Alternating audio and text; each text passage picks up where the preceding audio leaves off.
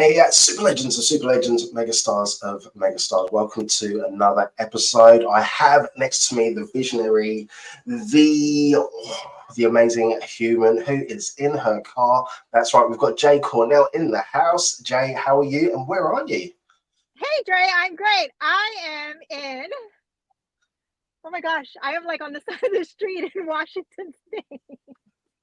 It's been one of those days when you're stuck in traffic, but we got to do what we got to do and, make it happen. So I'm so excited.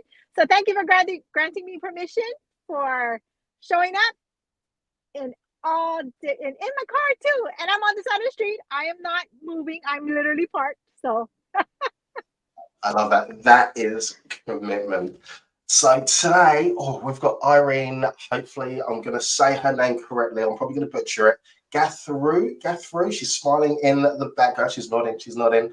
All right, Irene, welcome. And how are you? I'm doing great. I am around my mentors and people who made this happen for me on my own. That chapter would not have been written. So I'm so grateful and honored to be interviewed by both of you and the work you did, how you made it happen, how you got us from not being unknown to being known and becoming bestsellers. I can't thank you enough, and I'm so grateful for you inviting me to be in this journey with you and both of you. Irene, the pleasure is all ours. And for people that don't know you, can you tell us a little bit about yourself and what you do and who you help? So I say an official empty nester for 2 years. Mom of two boys who are both in college.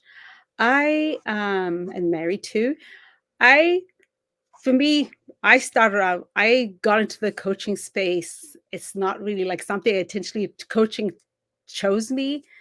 My background was I was always thought I was going to be in public health. That's all I dreamt about. But then life happened and I finally made myself in a place where I was in existential crisis. And the process of trying to really figure out what I wanted to do in my life and the process of personal development. This is why I found, wow, this is the right thing for me to do. I get breakthrough. Let me help bring other women along. So yeah, so I've just added on the now being an author, and I'm really excited about it. A number one best-selling author. Irene, can you share a little bit about your chapter? Give us an overview. For me, this chapter was actually gut wrenching, and I have to say, I was surprised. I was just going to write my chapter in fear, but when it came time to the edits, somehow a part of me was able to connect with a story I didn't know I had in me. I didn't know that I had this story in me that was actually a story that had been happening all along, and I didn't get it until I was writing. And they say that writing gives you clarity. Now I know exactly what they mean. We can say all these things, but the moment you have to put something in paper, you have to be coherent. You have to tell one story, not a million and one stories. So it was a very interesting journey.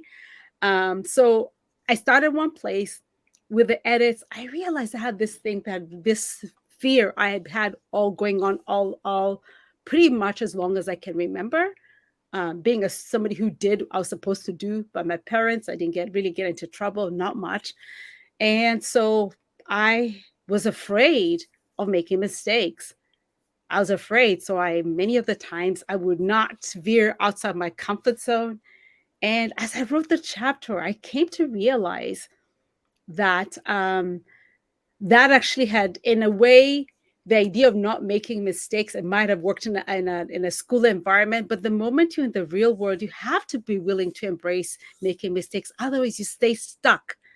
And I kind of figure sort of like think of a child. When a child, the first time the child's trying to walk, the child falls several times. I couldn't imagine for every one of us if we never allowed ourselves to fall and learn how to walk, how there'd be a whole world of people who could not walk and just crawled around. So it was quite a journey for me. And I really didn't realize what a burden it had been. And I was so surprised at how much I cried. I cried tears of joy, pain, joy, all of everything in between. And when I was done, I literally had emptied this thing out of myself. And all of a sudden, wow, that's gone. That chapter of my life of fear is gone. Now I embrace a new beginning. Wow, that is huge, absolutely huge. How was the journey to becoming a best-selling author? So I know that at the time you've had, like some personal like circumstances that almost, stopped you from, from going ahead or finishing. Can you tell us a little bit about that journey to becoming a best-selling author? The journey was, I have to say, I had a general idea of what I wanted to say. It was very interesting. I didn't realize of how much when you are writing your story, how you have so many ways you could tell your story, but you have to make a decision. I'm going to tell one story and not tell like a whole disjointed number of stories. So that one for me was very, very interesting that I have to put a stake in the ground and say, this is the direction I'm going to go. Because I had so many examples of fear. So just deciding on the story, once I decided I was clear about the story, which wasn't just a story then, but a story that had repeated many times in my life, it felt authentic. And that's the direction I went. And so alongside having an amazing set of people who edit and who gave me feedback, I couldn't have done without that because, again, as a recovering perfectionist, I was finding myself get stuck. But once I had to meet that deadline, I hit send, and when I got the feedback, uh, I didn't beat myself over it. Like I just said, it's perfect. Like Irene, I struggled in the beginning to actually get enough to write. But once I really went really deep with the suggestions of the editors, it just made sense. Because there's a part of me that doesn't do vulnerability. And this was a really, really big thing for me. It was a huge shift and it really got me out of my comfort zone.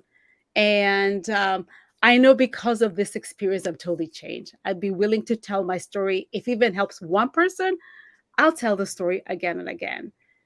Because one of the things I discovered through the process, like many of the times we tell ourselves stories, but we don't realize there are other people who have similar stories.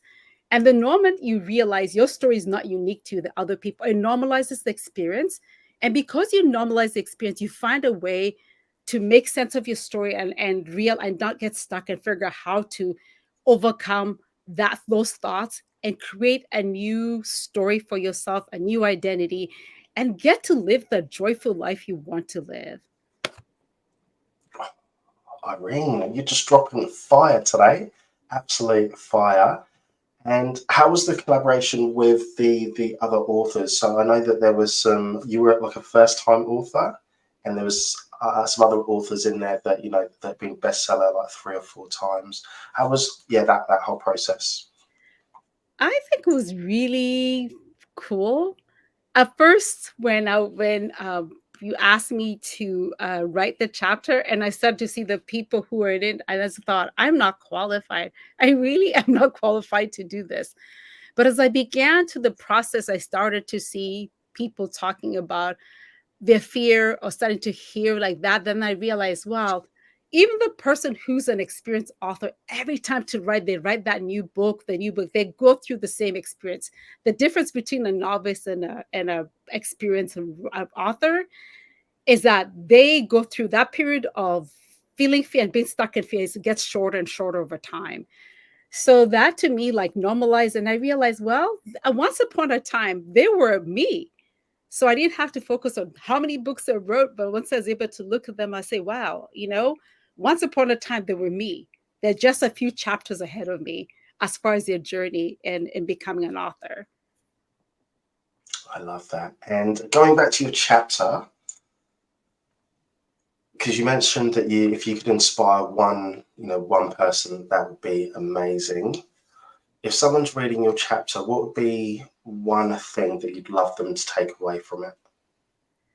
I would like, this is the thing. I One of the things I really want every person who reads the book, what I love them to get is the idea that whatever we think are shortcomings, the very thing that you're fearful is actually the very thing that ends up being like a strength for you. Like now, for me, having to break past my fear since I never really previously did vulnerability, um, then to for them to be able to connect a part of my story, see this is where I was, and how I realized what a problem because you cannot solve a problem you don't even recognize you have, and then once you realize it, you realize that you have to do something about it and starting to take the steps uncomfortable to the point later on you're not even thinking about it. It happens automatically.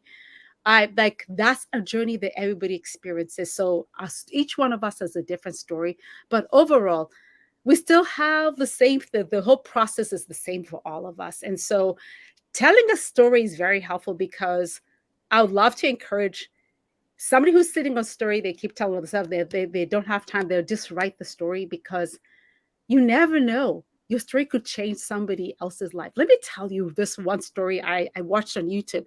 It's a phenomenal YouTube video. That this one author and excuse me, one he invented he had this invention. So he's talking on YouTube. There's got about like excuse me on the TED Talk. He's got more than 500,000 hits. And I see this heading. I'm just saying, I want to read about it. So essentially, this man, his English is broken, but he has the greatest sense of humor. So essentially, what he's talking about, his journey about creating sanitary pads because there's a problem in India. And as I heard of him tell this story, and to hear later on, I heard of this movie. I believe it's 2018. It became a shortest documentary, won that category, period, end of sentence, or something like that. Um, and to think that what he did, and he was not fearful, now has helped people in India, and also his invention has been used in other parts of the world, and also has provided women an opportunity to get employment. So yeah, when I think of that story, I just it just made me even more realize. I mean, I've not invented anything, but I was able to see, wow, even somebody who may think they don't speak English properly, but he's like really funny, he's engaging, like they have a story too. We all have stories, and we just start to tell that one story could create a revolution. In his case, he created a revolution. That is huge. What a great example.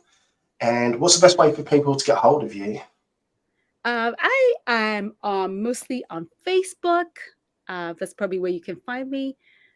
Instagram, not so much, but Facebook is the place to find me.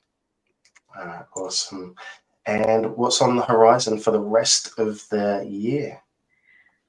Oh, interesting. So I have something that I've been thinking about. I'm so passionate about is starting to add later on this year, maybe early next year, start to tone in on cooking and focus on plant-based foods. I am obsessed with food. I am obsessed a lot. I mean, I hate to let me say it this way. Please forgive me for saying this, but this is the best way I can describe this. I watch like food TV. I know how people watch pornography. That's how I watch TV. I watch food TV. I can sit there and watch hours and hours on end. I kid you not.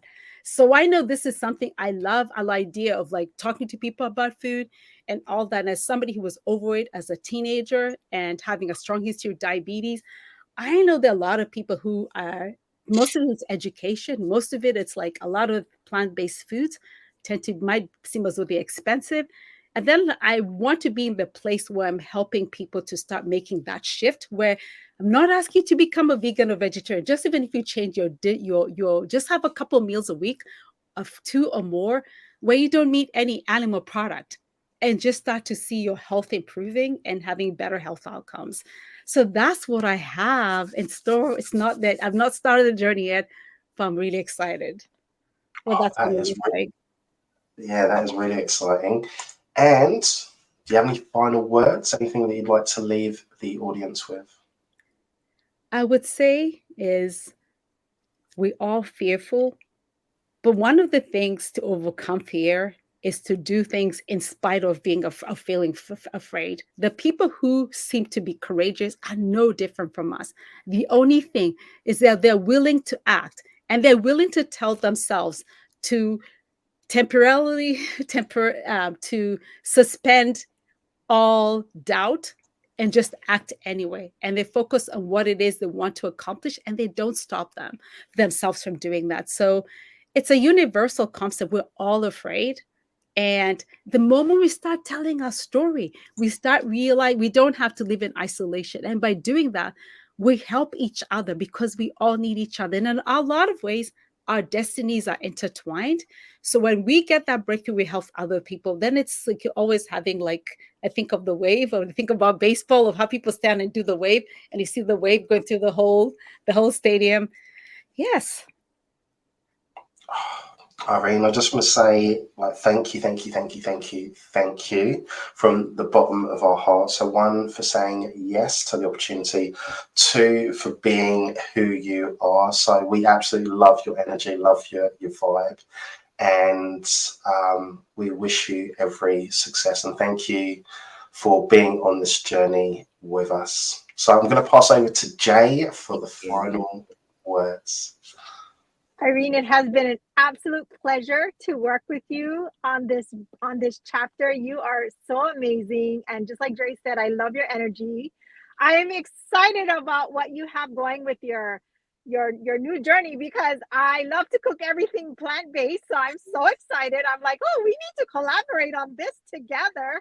So that made me so excited. And then I love that you're an empty nester. I'm one too. So we have a lot in common. So I'm super excited to see what the rest of 2024 has for you. And I'm really serious because I do everything plant-based. So I would love to collaborate with you. So yeah, super exciting.